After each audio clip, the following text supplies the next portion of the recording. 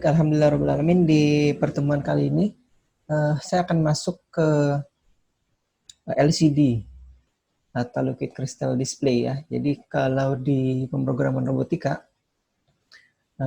itu LCD ini boleh dikatakan kalau saya sih sunat muakkad gitu ya, hampir wajib karena untuk mengetahui kondisi dari sensor, kemudian dari perintah yang diberikan ke motor misalkan atau ke yang lain, maka display ini hampir mutlak diperlukan. Nah, jadi kalau misalkan kami dulu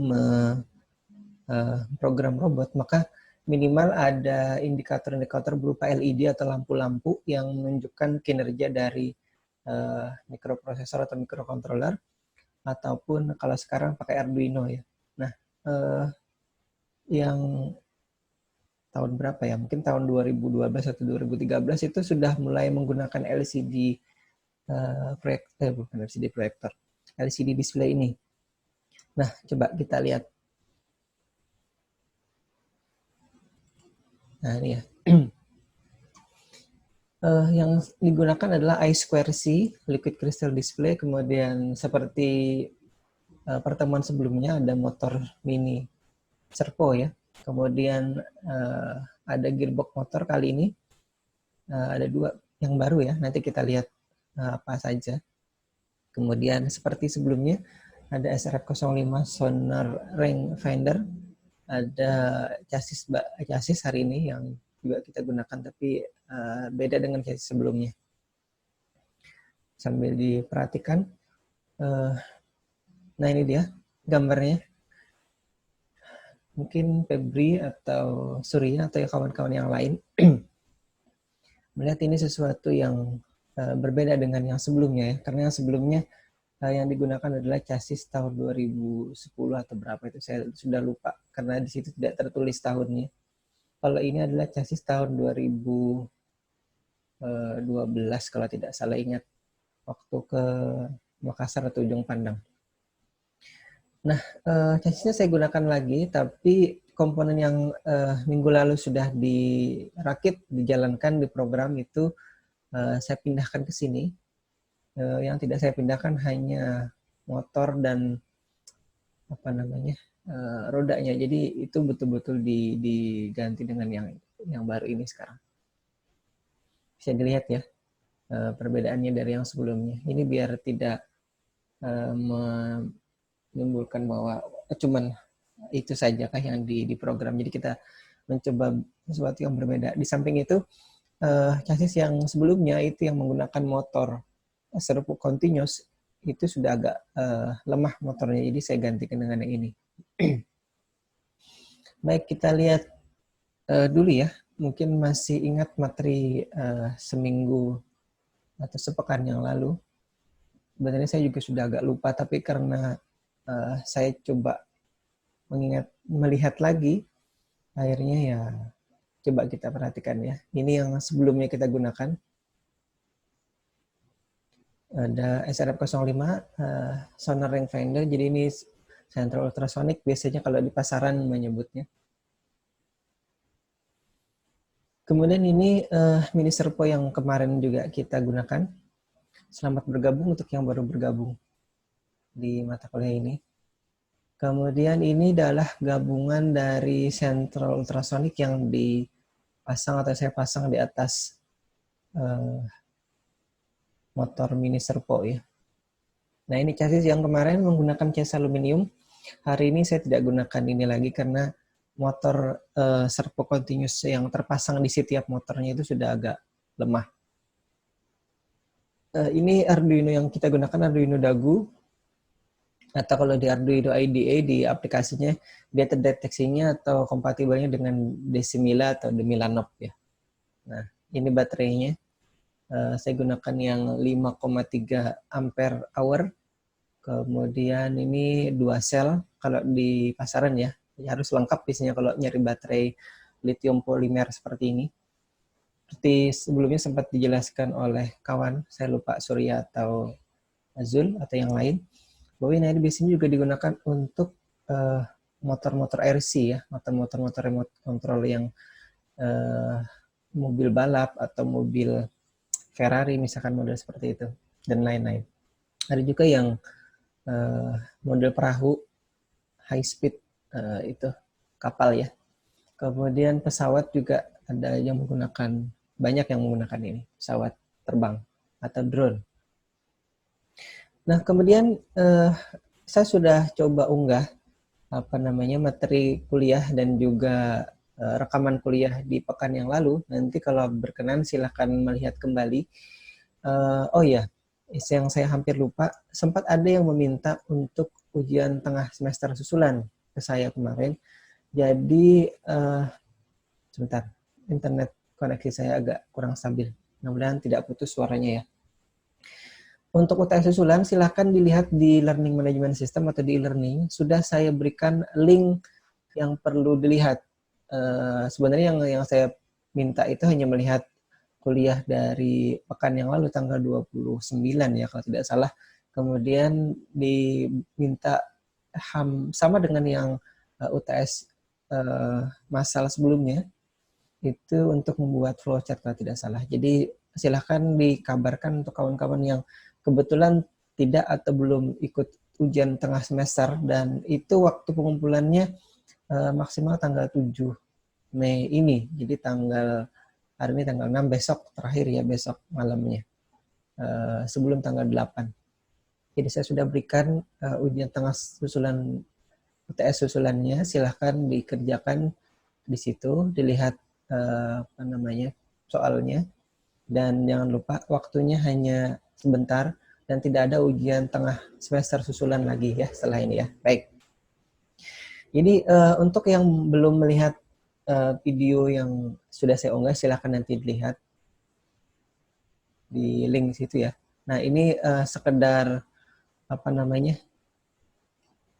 mengingatkan yang sudah dilakukan atau dikerjakan pekan lalu, tapi ini memang rekamannya tidak lengkap atau belum lengkap. Baik, sudah ada 51 orang dikurangi saya dan admin, berarti ada 49 orang. Selamat bergabung di kuliah ini. Ini tampilan robot yang sudah diprogram pekan lalu. Jadi di situ sudah dipasangi sensor ultrasonik yang akan mengecek keadaan atau jarak di depan, kemudian setelah dia menemukan halangan di depan yang kurang dari 20 cm, seperti sebelumnya seperti itu ya. Kemudian dia akan mengecek keadaan atau kondisi jarak di kanan dan kiri. Kemudian menentukan mana dari kanan dan kiri itu yang lebih besar jaraknya, maka di situ ke situ dia akan berbelok. Kurang lebih demikian. Tadi sedikit demonya, mungkin nanti akan ada demo tambahan, tapi kita lihat dulu ya. Nah, apa yang digunakan di praktikum atau di demo atau di kuliah kali ini ya? Mungkin coba diperhatikan perbedaannya dari yang tadi sudah saya sampaikan. Kita masih menggunakan sensor ultrasonic SRF05 ini. Kemudian masih menggunakan mini servonya. Arduino-nya kalau di pekan lalu saya sempat mengalami kerusakan Arduino dagunya, jadi saya ganti dengan Arduino Nano ya.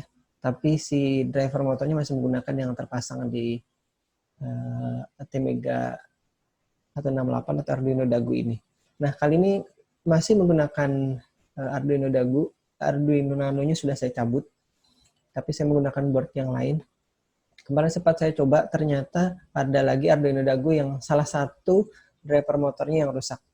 Jadi pada saat diberi perintah untuk membalik putaran motornya, dia tidak bisa ngebalik. Akhirnya saya kebetulan di rumah ini sudah saya bawa semua Arduino dagu yang sempat saya perlihatkan satu box waktu pertemuan kita yang kedua kalau tidak salah di kelas di Banjarbaru. Nah, jadi saya ganti lagi dan saya cari lagi yang bagus. Nah, ini yang sudah saya gunakan yang sudah yang bagus. Driver motor baik yang lainnya. Nah, ini masih baterainya seperti yang tadi, baterai 2 sel. Jadi satu sel baterai lithium polimer ini tegangannya 3,7 volt ya. Jadi kalau 2 sel itu sekitar 3,7 7,4 volt. Tapi pada saat dia full charge gitu, biasanya tegangannya lebih dari 7,5, bisa sampai 7,8 atau bahkan 8 volt.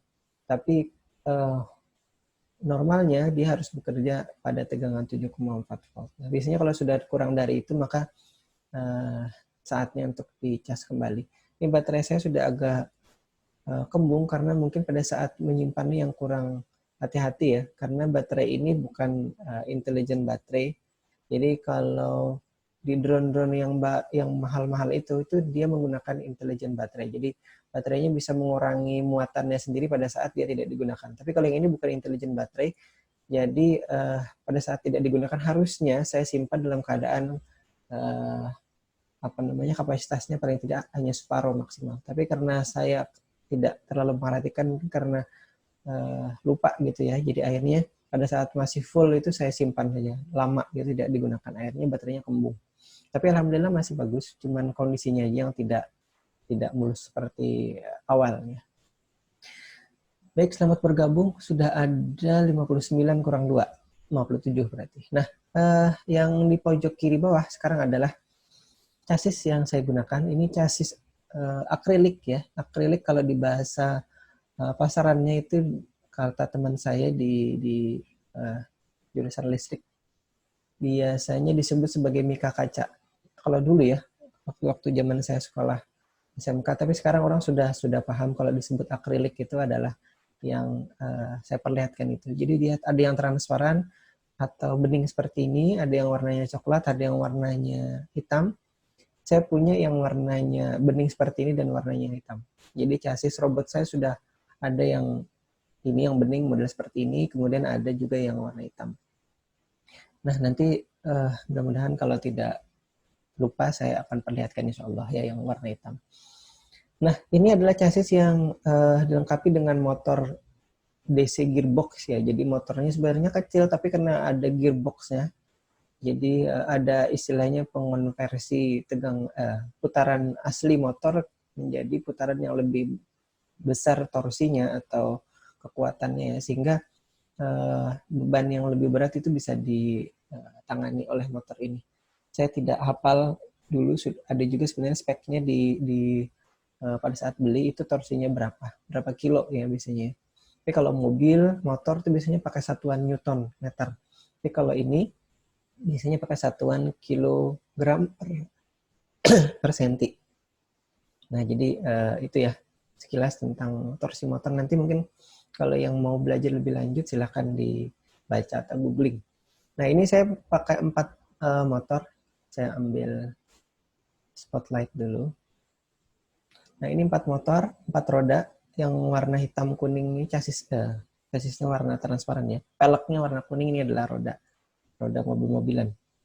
Nah, ini ada bracketnya ya di situ ya, atau penyangga motor, kemudian ada sebenarnya hub juga, tapi saya tidak sempat foto di sini.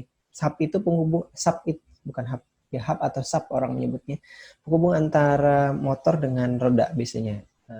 Itu ada subnya, jadi tidak bisa langsung dipasang ke motor rodanya, jadi harus ada penghubungnya dulu. Baik, nah ini dia LCD yang saya maksud. Jadi sebenarnya kita hari ini hanya membahas tampilan ini saja. Bagaimana nanti digabungkan antara tampilan yang biasa ini dengan apa yang sudah kita programkan ke robot ini pekan sebelumnya ya, atau sebelum-sebelumnya di pertemuan yang lalu. Baik, itu adalah contoh tampilannya ya di LCD proyektor. Jadi bukan saya edit, tapi memang tampilan aslinya seperti itu.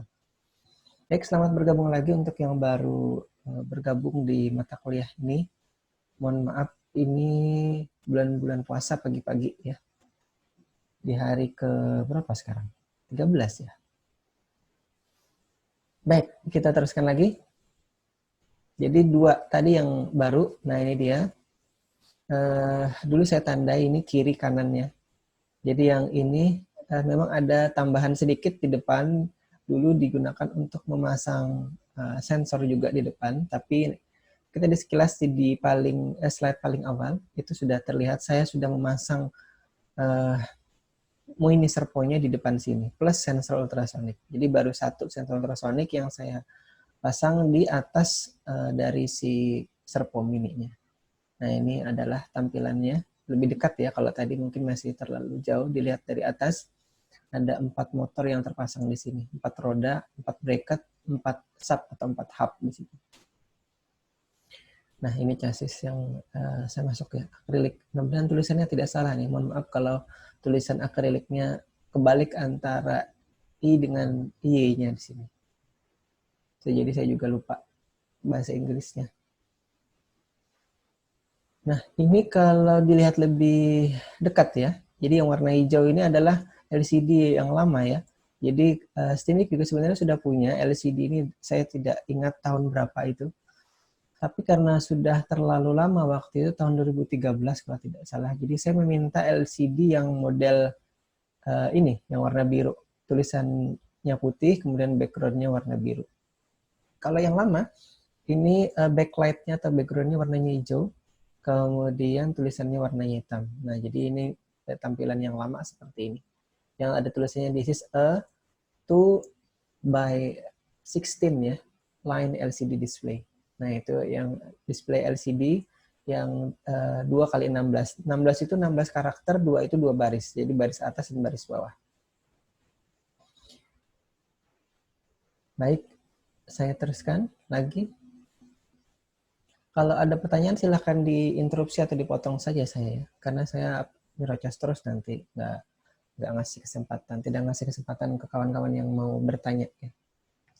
Nah, kita akan coba memprogram LCD-nya. Kita mulai dari mana ya? Coba kita lihat dulu. Nah, jadi kalau di LCD ini sebenarnya dia pakai ada cairan ya, makanya disebut sebagai liquid crystal display.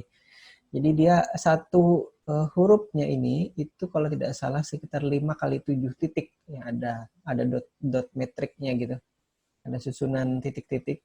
Jadi kalau misalkan angka 1 huruf A dan seterusnya di situ dia dibentuk dari display dot metrik yang jumlah titiknya itu 5 kali 7. Mungkin kalau ada yang biasa melihat di jalanan itu tampilan-tampilan atau di seberang kampus misalkan atau di kampus dulu, saya tidak ingat di bagian depan kampus depan di BAK atau di kantornya Bu Yulia itu di sebelum kita masuk ada tidak display yang dot metrik yang warnanya merah atau yang warna-warni yang menunjukkan tulisan selamat datang misalkan mahasiswa baru atau selamat datang mahasiswa Steamik Banjarbaru misalkan seperti itu ya. Nah, itu yang menggunakan LED ya, tapi kalau yang ini adalah LCD. Jadi berbeda sedikit. Kalau LED dia lebih terang, kalau LCD itu biasanya agak kabur ya. Sama seperti mungkin laptop atau TV di rumah kita masing-masing itu ada dulu yang modelnya LCD. Dulu saya ingat masih punya saya monitor komputer yang LCD itu. Jadi kalau dibandingkan dengan monitor laptop yang saya gunakan ini, itu yang sudah menggunakan LED sudah beda lagi. Nanti LED itu juga sudah mengalami perubahan lagi, ada nanti yang menggunakan model atau tipe IPS gitu ya.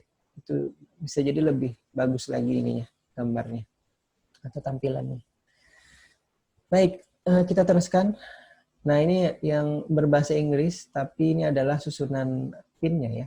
Mungkin kalau dilihat secara lebih detail, keterangan dari masing-masing pin-nya itu ada demikian gitu ya. Ada ground, nah ini ada istilah baru mungkin dulu di LCD itu tulisannya PSS. Mereka tidak menyebutnya ground. Nah, sebentar saya tunjuk biar tidak bingung. Nah, jadi kalau nanti ketemu istilah PSS itu sama dengan ground ini ya, yang ini. Nah, ada PCC, ada VEE, kemudian ada RS, ada RW, mohon maaf. Nah, ini read and write, kemudian ini E, enable, kemudian ini datanya ada 8, data 0 sampai data 7, kemudian ini LED ini adalah backlight biasanya.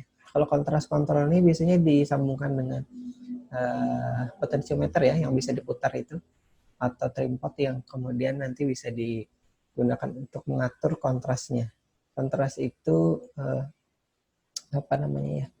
perbedaan antara tampilan hurufnya dengan backgroundnya itu seberapa tajam gitu ya, kontras, seberapa berbeda. Beda lagi nanti dengan brightness itu tingkat keputihan dari layarnya ya. Itu karena ini tidak bisa diatur brightness, hanya kontrasnya aja. Jadi nanti kalau diputar-putar apakah nanti tajam tampilannya, ya mirip seperti fokus gitu ya ininya. Tapi beda sedikit dengan fokus. Baik, ini yang bahasa Inggris, mungkin kalau tadi yang bahasa Indonesia kurang paham, silahkan membaca yang bahasa Inggris ini ya. Baik, ini adalah LCD 16x2-nya. Selamat bergabung. Yang baru bergabung. Kalau dia dihubungkan ke Arduino Uno, tapi kita tidak menggunakan Arduino Uno, saya temukan ini di sumbernya sudah saya tulis di sini. Bisa nanti diakses ke situ. Kalau nanti linknya tidak hidup, tolong saya diprotes atau diberitahu ya. Nah, kalau kita menggunakan LCD yang jenis ini, maka hampir seluruh pin dari Arduino kita itu terpakai oleh ini. Nah, jadi waktu dulu kami menggunakan LCD yang 16x2 dengan pinnya sekian banyak ini, lebih dari berapa nih? Ini 8, 10, 16 ya, 16 pin ini. Itu karena memang waktu itu mikrokontrolernya tidak menggunakan yang ATmega 168 atau 328 ya, yang jumlah digital pinnya itu terbatas, tapi kami menggunakan dulu, saya lupa, ATmega, bukan ATmega, AVR ATmega 8535 kalau tidak salah itu dulu. Jadi pinnya banyak ya, digital pinnya. Kalau yang sekarang kita gunakan ini terbatas. Jadi saya dulu meminta lagi ke kampus untuk dibelikan yang model ini. Jadi ini adalah modul untuk I2C ya, namanya I2C itu ada modul lagi tambahannya yang dipasang di tadi yang 16 pin itu, kemudian nanti dipasangi modul ini di bawahnya. Kemudian nanti kalau dia dihubungkan ke Arduino atau ke microcontroller yang ATmega 328 atau 168 yang kita gunakan ini, dia cukup terhubung ke 4 pin saja. Nah, jadi dia sudah lagi tidak berhubungan ke microcontrollernya secara paralel, tapi dia terhubungnya secara serial. Jadi itu bedanya kalau nanti ditanya apa perbedaan antara LCD display yang bukan atau tidak menggunakan I2C modul dan yang menggunakan I2C modul. Nah, ini bedanya. Jadi jumlah pinnya sudah jauh seperempatnya ya. Nah, ini tadi yang dimaksud sebagai kontras kontrolnya, yang warna biru, yang di sini yang saya tunjuk. Ini kontras kontrolnya. Jadi kalau diputar-putar menggunakan obeng plus atau obeng minus kecil ya, itu nanti bisa diatur-atur kontrasnya. Nah, ini adalah pin I2C modulnya. Jadi kalau tadi ada 16 pin yang digunakan, sekarang hanya ada 4 pin. Cukup 4 pin saja. Ada pin ground, kemudian PCC, serial clock, kemudian serial data di sini ya. Ini mungkin saya gambarnya tidak yang dari atas persis, jadi agak tertutup. GND, PCC, SDA, SCL. SDA, SCL-nya ini kelihatan ini. Tapi yang GND-nya tinggal D-nya, PCC-nya tinggal C. Nanti bisa diakses di sini, bisa dilihat lagi yang lebih detailnya ya. Nah, kembali saya minta bandingkan dengan kalau kita menggunakan paralel ya. Nah, ini tadi yang paralel. Yang ini adalah yang sudah dipasangi LCD I2C modulnya. Jadi yang 16 pinnya masuk ke modul I2C-nya, kemudian yang 4-nya ke Arduino. Ini bisa kemudian PCC, ground, kemudian ini ada tambahan nanti ke SCA, SCL. Ya, ada pin-pin tertentu di situ. Tapi kita nanti akan gunakan pin yang sudah disediakan khusus oleh Arduino Dagu yang kita gunakan itu untuk menghubungkan maksimal 3 I2C modul. Tapi kita baru gunakan 1 ya kali ini ya. Nah, jadi sudah berkurang seperempatnya. Jadi kita tinggal gunakan 4 pin saja, tidak lagi 16 pin. Nah, sekarang bagaimana cara tadi seperti saya sampaikan menampilkan tulisan pemrok titik robotika Semik Banjarbaru di baris keduanya di LCD modulnya. Nah, ini tadi LCD modulnya. Jadi yang perlu diingat bahwa setiap modul ini itu punya alamat sendiri-sendiri ya. Jadi seperti apa ya, kalau setiap serial pot itu ya, kalau misalkan gini contoh yang gampangnya ya, atau yang paling realnya, pada saat kita menghubungkan modul Arduino-nya ke masing-masing komputer, jadi modul yang sama di komputer yang berbeda itu bisa jadi beda alamatnya, atau masing-masing modul Arduino ini kalau dipasang di komputernya si Febri misalkan, itu nanti kalau dipasang di komputernya Kartini misalkan, itu akan berbeda nantinya alamatnya, atau juga nomor komnya ya, komnya bisa jadi kom 1, kom 2, kom berapa ya, maksimal biasanya 255 nomor komnya. Jadi satu USB port kita itu bisa dialamati sebanyak, biasanya kalau tidak salah sekitar 255 atau 256 perangkat. Jadi kalau misalkan di pot yang sama kita pasangi Arduino yang berbeda, maka dia akan juga memberi pengalamatan yang berbeda.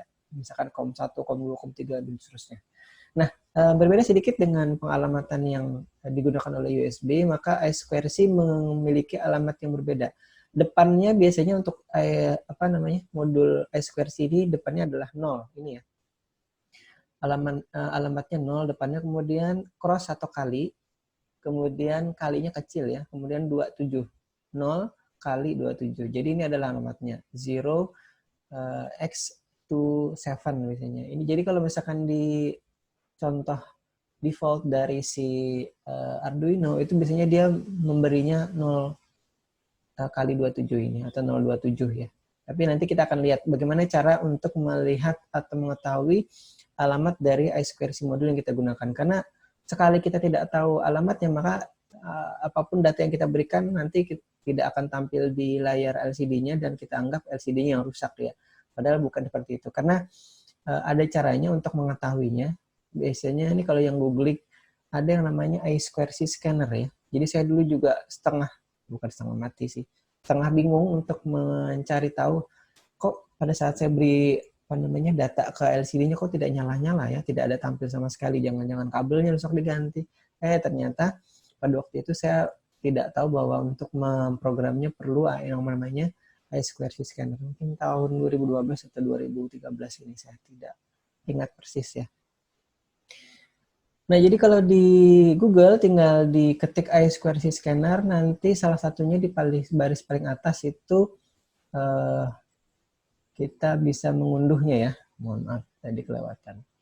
Nah, jadi bisa di-download atau diunduh, kemudian file yang tadi sudah berekstensi .ino, misalkan namanya I2C scanner.ino, kemudian di-copy dan dijalankan ya programnya. Atau di websitenya itu juga ada coding programnya, tinggal di-copy, kemudian dibuka di file baru di Arduino IDE-nya, kemudian dipaste di situ dan disimpan, dijalankan. Nah, pada saat dijalankan nanti, sebelum dijalankan jangan lupa koneksinya harus sudah benar, karena positif negatif dari I2C modul ini tidak boleh terbalik ya. Mungkin kalau terbalik hanya dalam 1 atau 2 detik tidak masalah, tapi sebaiknya dari awal dicek dan recheck. Makanya di pemrograman Arduino ini saya juga sering coba dicek lagi kabel jalurnya sudah betul apa tidak. Makanya warna-warni itu mutlak diperlukan di sini ya, di elektronik ataupun di pemrograman robotika. Karena nanti untuk mengenali itu salah satunya adalah dengan melihat warnanya. Memang di Civic Banjarbaru tidak ada tes buta warna ya. Tapi kalau saya dulu masuk sekolah saja sudah ada tes buta warnanya. Masuk lagi ke S1, tes buta warna lagi. Untungnya di S2 dan di UGM terakhir itu tidak ada tes itu. Karena memang dianggap sudah lewat ya urusan tes buta warnanya. Yang ada tes yang lain. Baik, ini foto dari saya, makanya saya tidak sertakan sumbernya. Kalau tadi foto yang bukan dari kamera saya sertakan sumbernya biar tidak kena klaim haki orang ya. Jadi ini adalah yang sudah saya foto sendiri, tapi juga belum terlalu ke tengah nih ternyata. Ini pin ground, kemudian ini PCC, SDA, SCL ini. Nah, ini ada warna-warni kan ya. Jadi ground ternyata terhubung warna kuning, kemudian ini oranye PCC-nya, merah SDA-nya, ini warna coklat apa abu-abu? coklat anggap ya, SCL-nya. Ya, untuk yang baru bergabung, ada 72 kurang 2 berarti 70. Mohon maaf, saya mute dulu ya. Ada yang lupa nge-mute mikrofonnya. Baik, saya teruskan lagi. Tadi saya ingatkan jangan lupa melihat lagi koneksinya. Nah, ini pada saat dijalankan nanti sudah di-upload ya program I2C scanner-nya. Kemudian kita akan melihat hasilnya nanti. Kalau saya tidak sampaikan bingung lagi nanti. Ini kok tidak kelihatan pada saat sudah di-upload, kemudian kok tidak kelihatan alamatnya berapa. Nah, caranya adalah dijalankan di tools kemudian serial monitornya. Nah, ini saya sampaikan tadi nih Arduino-nya terhubung ke COM3 di tempat saya kebetulan.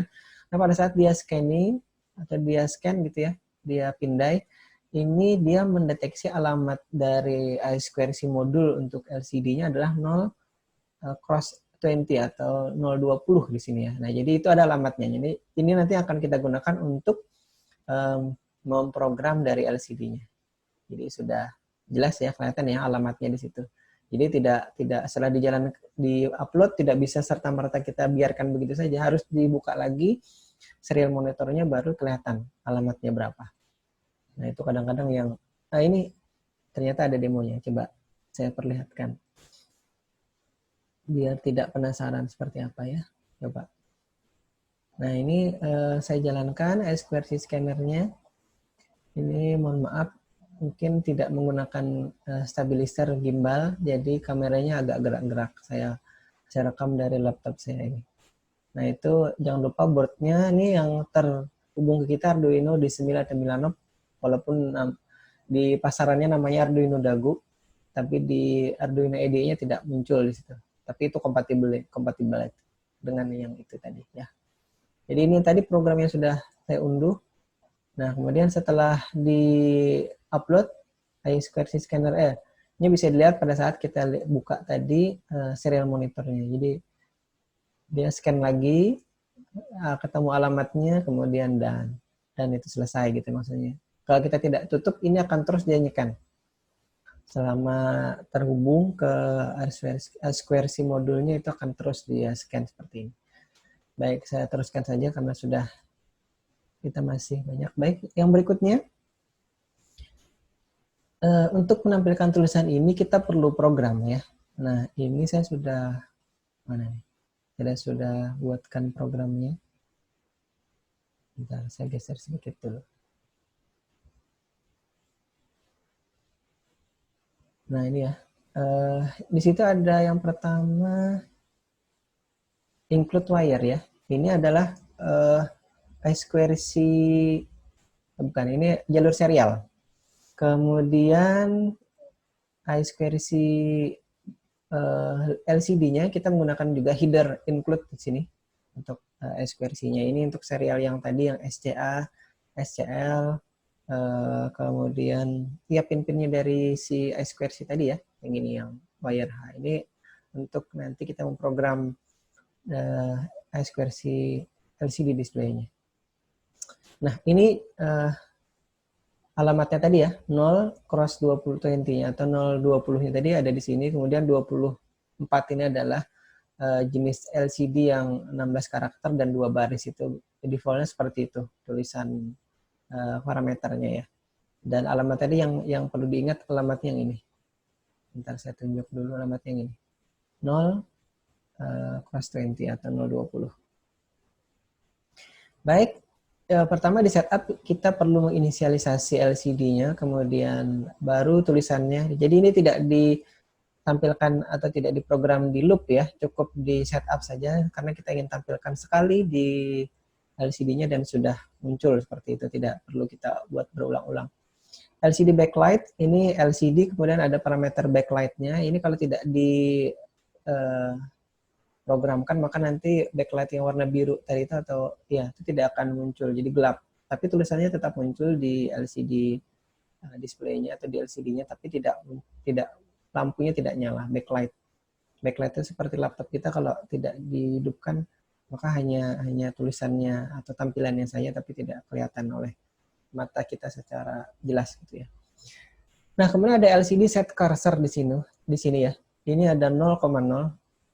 Nah, 0 yang paling kiri menunjukkan kolom paling kiri dari LCD-nya, kemudian 0 berikutnya adalah menunjukkan baris, ini baris atas. Jadi kalau misalkan kita set di sini 0, kemudian 0,0, maka tulisan yang ditampilkan adalah dari paling kiri. Karena itu kolom ke 0, kolom ke 1, sampai nanti kolom ke 15 ya, paling kanan. Jadi dia dimulai dari 0. Seperti biasa ya, kalau digital itu dimulainya dari 0. Tidak dimulai dari 1 ya. Sama digital pin-nya kita di Arduino juga dimulainya dari digital pin 0, kemudian sampai 13 ya, ada 14. Kemudian ini baru ditulis ya, LCD print, kemudian dalam tanda kutip ya, jadi 16 digit di baris pertama itu kita masukkan di dalam kurung dan tanda kutip. Jadi karakternya dalam tanda kutip sini, Omrock, kemudian titik robotika. Kemudian di baris keduanya ini juga kita mulai dari paling kiri 0 ini, kemudian 1 ini adalah menunjukkan barisnya, baris kedua kita tulis Timic Manager baru. Nah, hanya sampai situ. Di loopnya tidak ada program sama sekali. Nah, kalau dijalankan program ini maka kurang lebih seperti ini ya. Sebentar.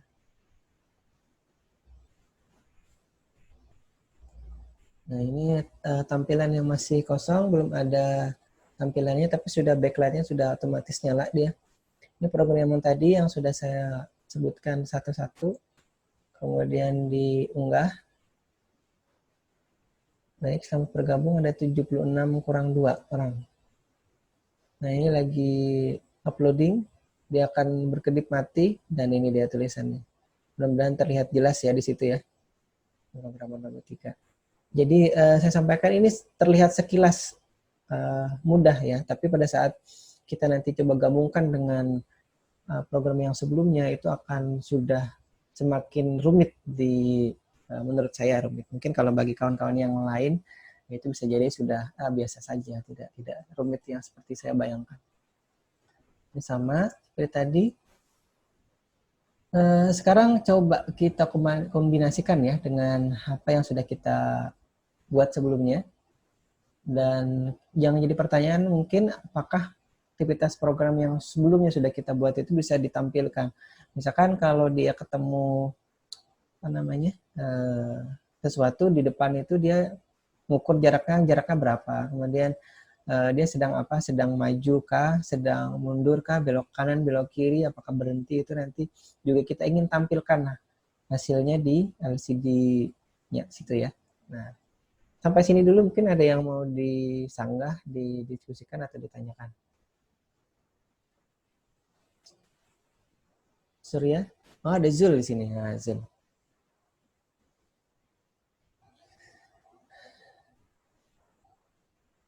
Zul sudah biasa pakai LCD yang I2C apa yang paralel, Zul? Kalau saya di Square C, Pak, tapi pernah juga yang paralel ini. Nah, nanti Zul bisa berbagi ya ke kawan-kawan yang bisa jadi belum pernah memprogram itu, gunanya apa. Tadi sudah saya sebutkan sekilas bahwa kalau saya sih biasanya gunanya untuk melihat aktivitas yang terjadi di mikrokontrolernya, dia sedang apa sekarang. Karena kalau kita tanya dia kan nggak bisa jawab. Nah, untuk itu kita minta untuk menampilkan apa yang sedang dikerjakan. Karena kalau misalkan kita melihat ke dalamnya pun tidak mungkin gitu kan, karena itu barang gaib kalau kita melihat ke dalam isi mikrokontrolernya. Jadi kita hanya bisa melihat melalui apa yang kita bisa tampilkan gitu. Contohnya dengan menggunakan LCD ini. Nah, tadi alasan Zul mungkin sudah sama dengan saya, karena kalau menggunakan yang paralel itu akan boros sekali pin. Dan kalau misalkan pakai yang I2C itu sudah lebih hemat, hanya seperempatnya saja jumlah pinnya. Baik, kalau belum ada, kita teruskan dulu untuk kelewatan. Nah, tadi yang perlu diingat lagi, tadi saya sudah mengganti lagi chassisnya, jadi sudah ganti berapa kali? Sudah ganti 2 kali ya. Ini biar Zul tidak bosan dengan chassis-chassis yang itu-itu aja. Saya ganti chassisnya. Saya pikir toh juga kita tidak bisa praktikum karena tampaknya kuliah daring ini akan berlangsung sampai akhir semester ya. Tidak bisa atau tidak akan ada kuliah yang offline lagi. Jadi sudahlah, saya ganti-ganti saja karena memang tidak bisa dipraktekkan. Tapi kalau bisa dipraktekkan, saya akan tetap kepada chassis yang sebelumnya yang awal itu. Karena yang tersedia di kampus atau di prodi hanya yang model itu. Belum sempat soalnya dibelikan yang baru. Ya. Nah, coba kita lihat lagi apa yang sudah kita buat sebelumnya. Terus terang saya juga lupa waktu yang apa yang dibuat sudah ya di pertemuan sebelumnya. Coba kita lihat lagi. Nah, ya, ini rule atau aturannya. Jadi kalau kita membuat robot itu biasanya kita akan membuat rule atau aturan ini. Kalau untuk lomba biasanya rule ini sudah sebagian ada gitu ya di peraturan lombanya. Tapi biasanya kita akan mengembangkan apa yang sudah diberikan oleh panitia atau juri gitu ya di peraturannya, sudah tertulis di manualnya aturannya itu, kemudian kita akan kembangkan. Kalau seperti ini, seperti ini, seperti ini. Jadi akan banyak sekali rule. Nah, kalau yang sekarang saya akan contohkan atau kemarin tanggal 29 itu sudah dicontohkan, tapi rule yang tidak terlalu rumit ya. Sedang lah istilahnya. Tapi kalau di program ternyata rumit juga. Nah, ini sebelumnya sudah disyaratkan untuk kalau dia ketemu, kemudian akan berhenti, kemudian akan ngecek servo kanan, kemudian scanning kiri, kemudian bandingkan jaraknya, mana yang lebih jauh, kanan atau kiri. Kalau kanan yang lebih jauh, maka belok kanan. Kalau kiri yang lebih jauh, maka belok kiri. Secara sederhananya seperti itu ya. Nah, ini tadi sudah saya sebutkan. Selesai. Jadi programnya sampai situ, kemudian loop balik lagi ke awal. Nah, ini program yang sebelumnya. Saya percepat saja biar tidak terlalu lama. Ini sudah berapa lama nih? Nanti saya kelamaan lagi. Nah, itu kan jam 8.44 ini. Baik, saya percepat saja. Ini sudah saya sebutkan. Nanti kalau misalkan mau lebih detail ya, silakan di-download slide-nya.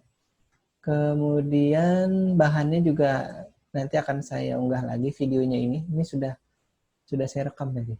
Nah, mudah-mudahan bisa terekam dengan baik. Karena saya juga sempat kemarin mata kuliah yang lain itu koneksi internetnya putus. Ini sambil saya jalankan programnya ya di slide ya. Jadi sambil dilihat. Ini program minggu atau pekan sebelumnya. Bukan yang hari ini. Yang hari ini nanti saya akan tandai ada tanggalnya. Tanggal 6 ya kalau salah.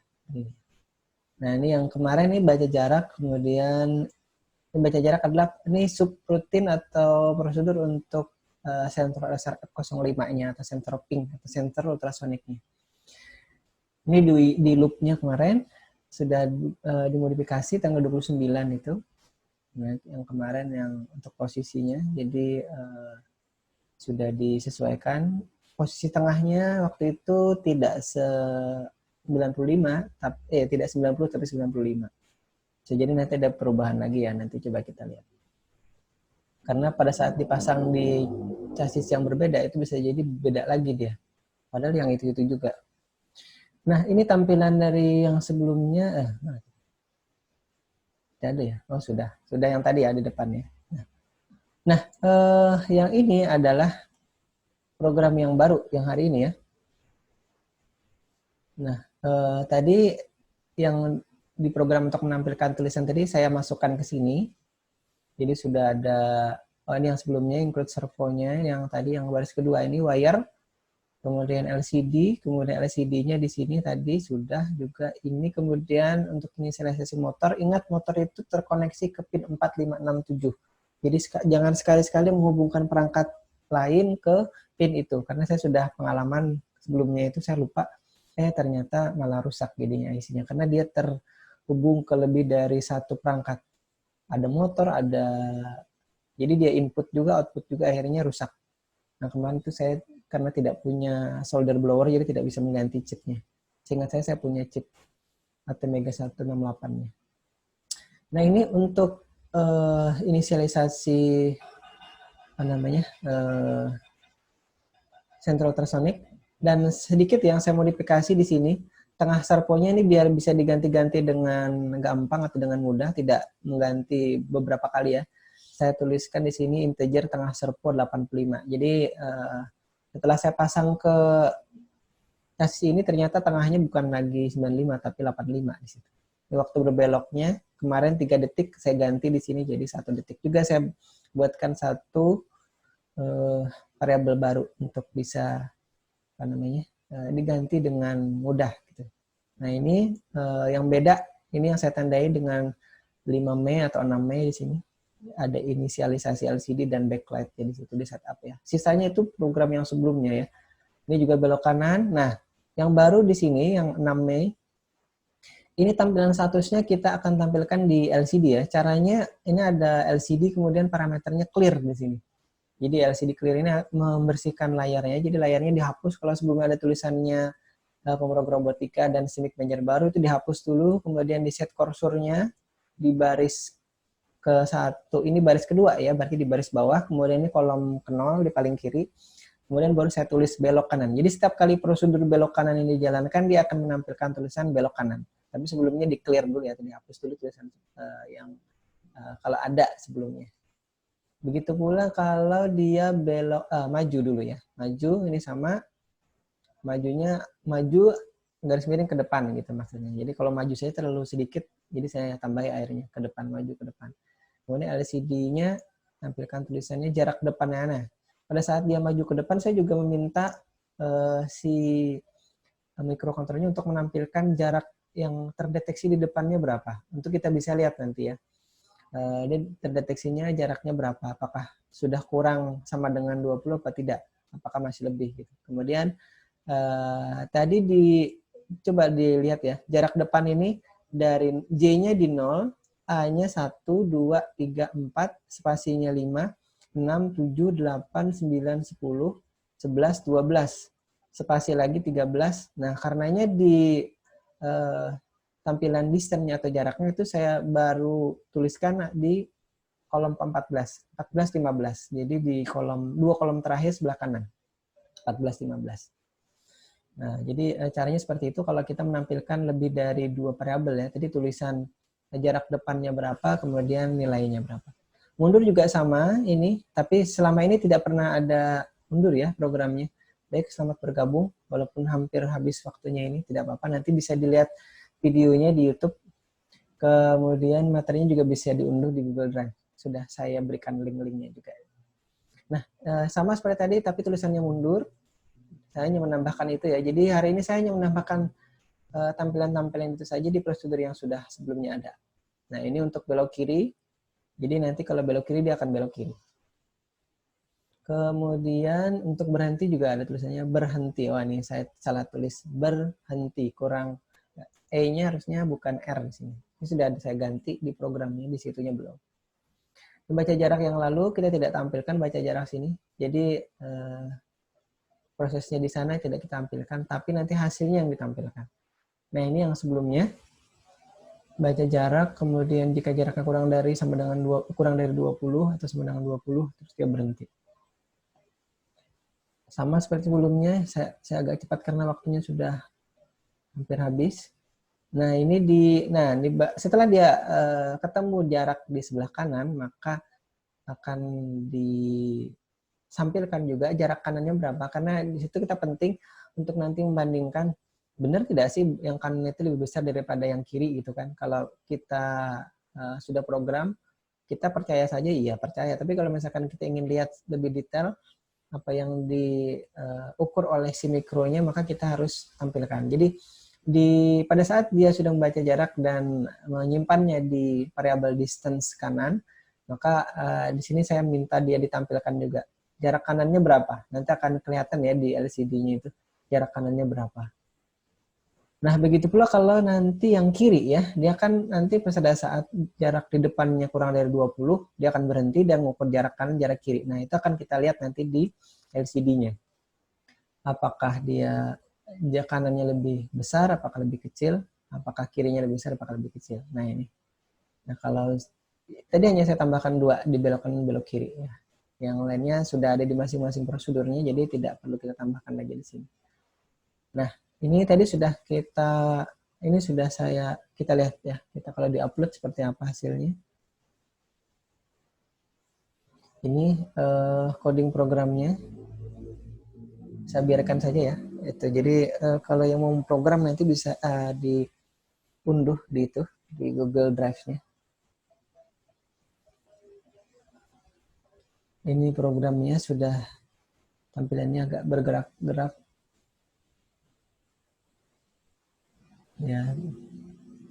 Sebentar, saya lihat jamnya sudah hampir sudah jam 8.52. Enggak apa-apa ya. Habis ini saya masuk ke kelas yang lain. Nah, itu LCD display saya yang tadi saya sampaikan, display komputer ya, monitor komputer. Nah, ini tadi tampilannya masih pemrograman SIMIK Banjarbaru di LCD di robotnya. Sekarang ini saya upload. Ya, proses uploading, biasanya compiling, uploading. Nah, itu proses sedang lagi kedap-kedip. Lampunya di sini masih pemrograman nomor 3 belum selesai. Oke, ini sudah bergerak dia. Nah, ini di belok kanan. Nah, ini maju. Coba diperhatikan di LCD-nya. Tertulis itu jarak depannya masih 30, 31, 30, 31, 29. Karena terus seperti itu. Nah, kira-kira itu ya demonya. Nanti kalau yang robotnya jalan di lantai, itu saya belum sempat buatkan. Nanti saya buatkan lagi. Nah, dan saya unggah di YouTube. Dan kalau mau biar tidak ketinggalan, ya bisa nanti dipantau terus di YouTube-nya. Atau ya bisa di si Ammar. Oke. Baik, terima kasih. Mungkin kalau ada pertanyaan silahkan diajukan. Saya stop dulu share screen-nya. Surya atau kawan-kawan yang lain? 77 kurang 2 berarti 75 ya. Nah, ada bertambah 1 yang mungkin ada yang baru bergabung. Baik, sudah jam 8.54.